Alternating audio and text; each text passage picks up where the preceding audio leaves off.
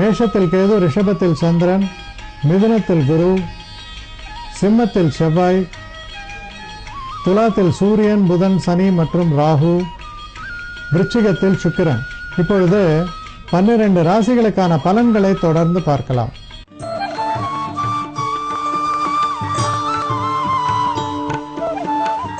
முதல்ல மேஷராசி. மேஷராசி நேயர்களை பொறுத்த வரைக்கும் ஒரு சிறப்பான தினம்தான். இருந்தாலும் மனசுல கோபம் என்பது சற்று அதிகமாக வரும். கோபத்தை கட்டுப்படுத்த வேண்டும். சில நேரங்களில் பார்த்தீங்கன்னா அது நியாயமான கோபமாக கூட இருக்கலாம். ஆனால் கோபம் அப்படிங்கிறது ஒரு நெகட்டிவ் எனர்ஜி தான். அது நியாயமோ இல்லை அநியாயமோ அது ஒரு நெகட்டிவ் எனர்ஜி. சில நேரங்களில் கோபத்தை வெளிக்காட்ட வேண்டியது என்பது அவசியமாகிறது. அப்படி இருக்கும் பொழுது தகாத வார்த்தைகளை பேசாமல் முடிஞ்ச வரைக்கும் அந்த கோபத்தை வெளிப்பாடு கூட ஒரு டிக்னிஃபைடாக இருக்கிற மாதிரி, ஒரு ரொம்ப உயர்ந்த குவாலிட்டி சொல்லலாம், அந்த மாதிரி இருக்கிற மாதிரி அதை வெளிப்பாடு கொண்டு வரணும். அதான் அந்த கோபம் என்பதை நம்மளுடைய கண்ட்ரோல், அதான் நம்மளுடைய கைக்குள் வைத்திருக்க வேண்டும். அது ரொம்ப முக்கியம். நம்மை மீறி அது செயல்பட்டு விடக்கூடாது. குழந்தைகளுடைய நலனில் கொஞ்சம் அக்கறை செலுத்த வேண்டி வரும். சில பிரச்சனைகள் ஏற்படலாம். ஆனால் அதை சாதுரியமாக சமாளிக்கக்கூடிய வகையில் நீங்கள் செயல்பாடுகளை வைத்துக் கொள்ளும் பொழுது ஒரு சிறப்பான தினமாக அமையும்.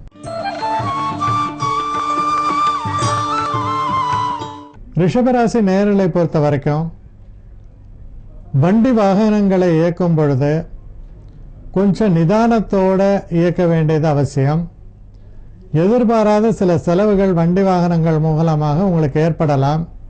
சின்ன சின்ன ஆக்சிடென்ட்ஸு அது மாதிரி வருவதற்கான ஒரு வழிமுறைகளும் இருக்கிறதுனால ரொம்பவும் நிதானமாக செயல்பாடுகளை வைத்துக் கொள்ள வேண்டியது அவசியம். முருகனை வழிபடும் பொழுது உங்களுக்கு வரக்கூடிய பிரச்சனைகள் என்பது பெரிய அளவுக்கு தீர்ந்து நன்மைகள் ஏற்படும். உடம்பு முடியாமல் இருக்கிறவங்க, வயசானவங்கள்லாம் உடல் நலத்தில் அக்கறை செலுத்த வேண்டியது மிக மிக அவசியம். ஏதாவது ஒரு பிரச்சனையை பெருசாக இழுத்து விட்டுட்டு லாஸ்ட் மினிட்ல போயிட்டு அது மாதிரி இல்லாமல் ஒரு அவேர்னஸோடு இருக்கும்பொழுது பிரச்சனைகளை கட்டுக்குள் வைத்துக் கொள்ள முடியும்.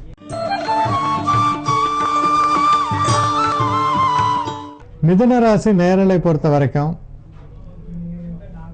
தேவையில்லாத சில அலைச்சல்கள் ஏற்படலாம். சில நேரங்களில் நண்பர்களுக்காக நிறைய உதவிகள் செய்ய போவீங்க.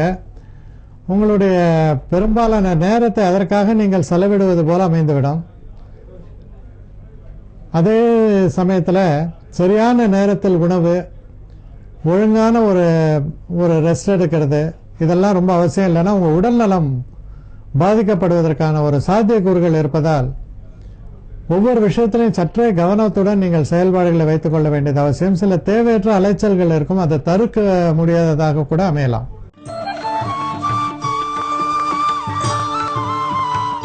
கடகராசி நேயர்களை பொறுத்த வரைக்கும் நீங்க எதிர்பார்த்து கொண்டிருந்த தனவரவு என்பது வரும். நீங்க எந்த இடத்துல போய் முயற்சிகள் எல்லாம் மேற்கொள்றீங்களோ அந்த இடத்துல உங்களுக்கு பணவரவுக்கான ஒரு சாத்தியக்கூறுகள் ஏற்படும்.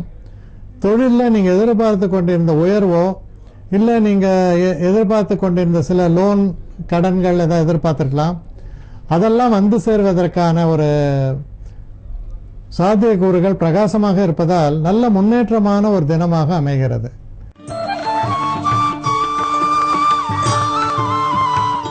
சிம்மராசி நேயர்களை பொறுத்த வரைக்கும் தொழில் சம்பந்தப்பட்ட விஷயங்கள்ல கொஞ்சம் உக்கிரமாக செயல்பாடுகளை வைத்துக் கொள்ளக்கூடிய ஒரு தினமாக அமைகிறது. அதாவது அக்ரெசிவ்பாங்க, அதில் தவறொன்றும் இல்லை. எனக்கு இது இந்த நேரத்தில் நடக்கணும், நடக்குமா நடக்காதா அப்படின்னு சில பேர் கேட்பான். அது மாதிரியான ஒரு தினம். அப்போ சில நேரங்களில் உங்களுடைய அந்த அத்தாரிட்டியை காமிச்சு சில வேலைகளை நீங்கள் சாதித்துக் கொள்வீர்கள். அதில் தவறொன்றும் இல்லை. அது போன்ற சில நேரங்களில் கண்டிப்பாக நடந்து சில விஷயங்களை சாதித்துக் கொள்ளக்கூடிய ஒரு தினமாக அமைகிறது.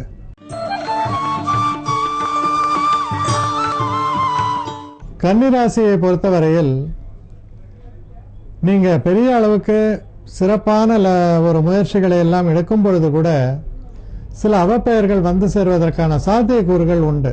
அது உங்க மேல தவறில்லை.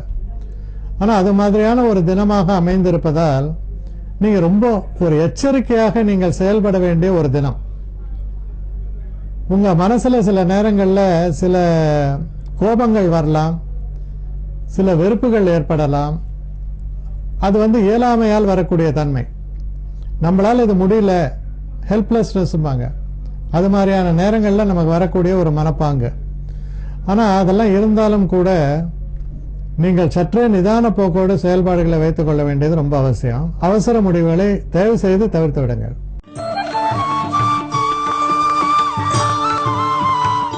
துலாம் ராசி நேயர்களை பொறுத்த வரைக்கும் ஒரு சந்திராஷ்டம தினமாக வருகிறது. கொஞ்சம் எச்சரிக்கையாக இருப்பது நல்லது. குறிப்பாக பணம் சம்பந்தப்பட்ட விஷயங்கள்ல ரொம்ப எச்சரிக்கையாக இருக்கணும். சில தவறான முடிவுகள், அவசரமாக பல நஷ்டங்கள் ஏற்படுவது போன்ற விஷயங்களுக்கு சாத்தியக்கூறுகள் இருக்கு. அப்புறம் சில நேரங்களில் நண்பர்களே நமக்கு பகைவர்களாக செயல்படுவார்கள். அனுகூல சத்ருன்னு கூட ஒரு வகையில் சொல்லுவான். எப்படின்னா, உங்களுடைய தந்தையார் இருப்பார், தாயார் இருப்பாங்க, அவங்களுக்கு நல்லதான் நினைச்சு செய்வாங்க. ஆனால் சில நேரங்களில் அந்த நன்மையே நமக்கு சரியில்லாமல் போயிடும். இதுதான் அனுகூல சத்ருன்னு பேர். அது மாதிரியான சில சந்தர்ப்பங்கள் ஏற்படுவதற்கான வாய்ப்புகள் இருப்பதால் முடிந்த வரையில் எந்த ஒரு விஷயத்தையுமே சிந்தித்து செயல்பாடுகளை வைத்துக் கொள்ள வேண்டியது அவசியம்.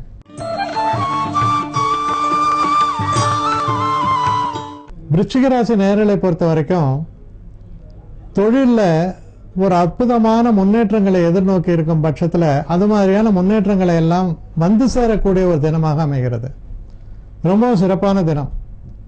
நம்ம எதிர்பார்த்ததுக்கு மேலேயே நமக்கு பல நன்மைகளை எல்லாம் தரக்கூடிய ஒரு நல்ல தினமாக நாளை தினம் உங்களுக்கு விளங்கும். குறிப்பாக குடும்பத்தில் நல்ல ஒரு ஒற்றுமை நிலவும். தந்தையாருடைய உடல் நலத்தில் இல்லை தந்தையாருடைய நன்மைகளுக்காகவோ நீங்கள் மெனக்கெடுவீர்கள். அந்த ஆசீர்வாதங்கள் உங்களுக்கு கிடைக்கும். அதனால மனசுல இருக்கக்கூடிய கவலைகள் எல்லாம் நீங்கி, ஒரு குற்ற உணர்வு இருந்தால் அது கூட நீங்கி நன்மையை தரக்கூடிய ஒரு தினமாக அமைகிறது.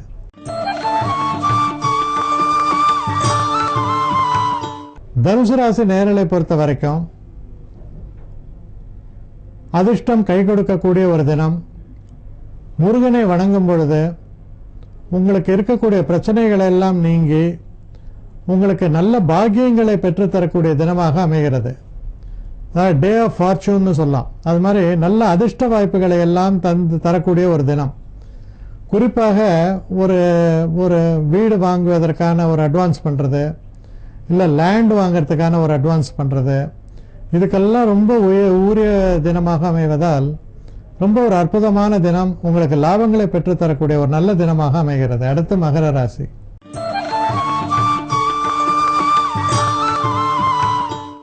சில தடைகள் ஏற்படும்.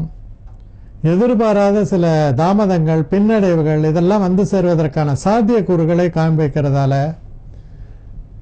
கொஞ்சம் நிதானித்து உங்கள் செயல்பாடுகளை வைத்துக் கொள்ள வேண்டியது அவசியம். இறை வழிபாடு என்பது நல்ல பலன்களை தரும், தடைகளை நீக்கும்.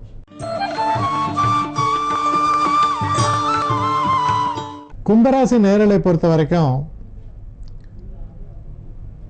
திருமணம் போன்ற சம்பந்தப்பட்ட விஷயங்கள், சில நேரங்களில் திருமணத்திற்கான அந்த பேச்சுவார்த்தைகள், காதல் சம்பந்தப்பட்ட விஷயங்கள், இது எல்லாத்திலுமே நல்ல பலன்கள், வெற்றிகள் இதையெல்லாம் நிறைத்து தரக்கூடிய ஒரு நல்ல தினமாக விளங்குவதால் நல்ல ஒரு முன்னேற்றமான தினம் அப்படின்னு தான் சொல்லணும்.